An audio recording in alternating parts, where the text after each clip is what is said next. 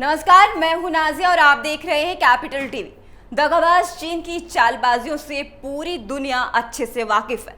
इस मुल्क का एक ही पेशा है, ये हर चीज में धोखाधड़ी करता है। अब ड्रैगन ने ऐसी ही हरकत की है कि पूरी दुनिया के सामने उसकी थूथू होने वाली है। दरअसल आज से 2 दिन पहले टोक्यो ओलंपिक की शुरुआत हुई और भारत की बेटी मीराबाई चानू ने वेट लिफ्टिंग में सिल्वर जीता और गोल्ड मेडल जीता चीन की वेटलिफ्टर जिहुई हाउ ने।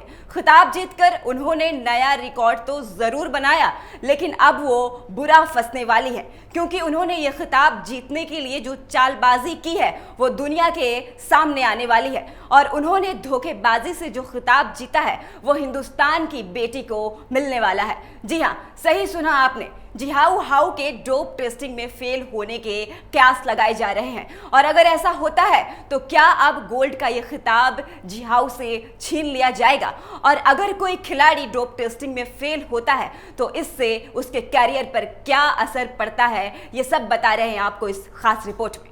24 जुलाई को शुरू हुए ओलंपिक में चीन की जिहाऊ हाउ उस वक्त पूरी दुनिया में छा गई थी जब उन्होंने वेटलिफ्टिंग में गोल्ड मेडल जीतकर पूरी दुनिया में अपने नाम का डंका बजा दिया था। लेकिन अब यही खिताब उनके लिए मुश्किलें बढ़ाता नजर आ रहा है, क्योंकि चीन की जिहाऊ हाउ की डोप टेस्टिंग में फेल होने के कयास लगाए जा रहे हैं।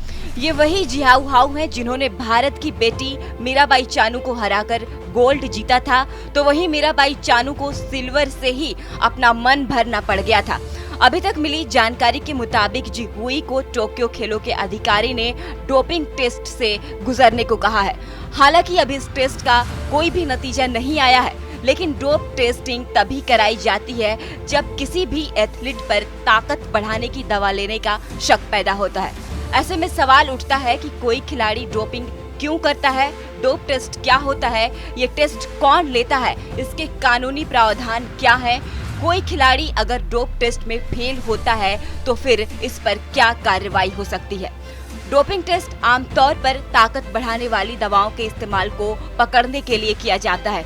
किसी भी खिलाड़ी का किसी भी वक्त डोप टेस्ट लिया जा सकता है।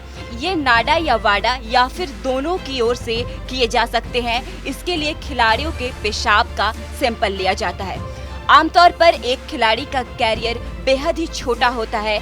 अपने सर्वश्रेष्ठ फॉर्म में होने के वक्त ही ये खिलाड़ी अमीर और मशहूर हो सकते हैं। इसी जल्दबाजी और शॉर्टकट तरीके से मेडल पाने की भूख में कुछ खिलाड़ी अक्सर डोपिंग के जाल में फंस जाते हैं। ये बीमारी केवल चीन में ही नहीं है, बल्कि पूरी दुनिया में फैली हुई है। हाल ही में अंतर्राष्ट्रीय खेल पंचायत ने डोपिंग को लेकर रूस की अपील खारिज कर दी थी, जिससे रूस की ट्रैक और फील्ड टीम रियो ओलंपिक में भाग नहीं ले सकी। यहाँ तक कि बीजिंग ओलंपिक 2008 के 23 पदक विजेताओं समेत 45 खिलाड़ी पॉजिटिव पाए गए। बीजिंग और लंदन ओलंपिक के नमूनों की दोबारा जांच से नाकाम रहे खिलाड़ियों की संख्या अब बढ़कर 98 हो गई है। किसी भी खिलाड़ी का डोप टेस्ट विश्व डोपिंग विरोधी संस्था वाडा या राष्ट्रीय डोपिंग विरोधी संस्था नाडा ले सकता है। अंतर्राष्ट्रीय खेलों में ड्रग्स के बढ़ते चलन को रोकने के लिए वाडा की स्थापना 10 नवंबर 1999 को स्विट्जरलैंड के लूसेन शहर में की गई थी। इसी के बाद हर देश में नाडा की स्थापना की जाने लगी। इसके दोषियों को 2 साल की सजा से लेकर आजीवन पाबंदी तक की सजा का प्रावधान है।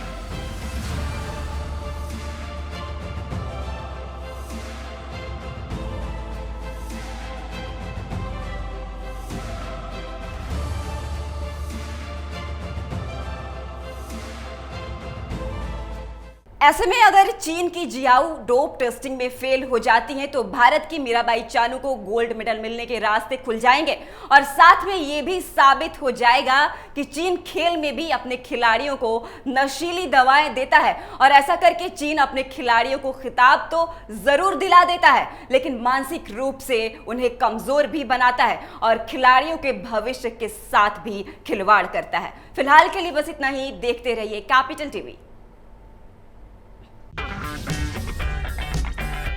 अगर आपको हमारा वीडियो पसंद आया हो तो इसे लाइक करें, हमारे चैनल को सब्सक्राइब करें और हाँ, बेल आइकन दबाना ना भूलें ताकि आप तक हमारे वीडियो की नोटिफिकेशन पहुंचती रहे। आप अपना सुझाव हमें कमेंट बॉक्स में दे सकते हैं।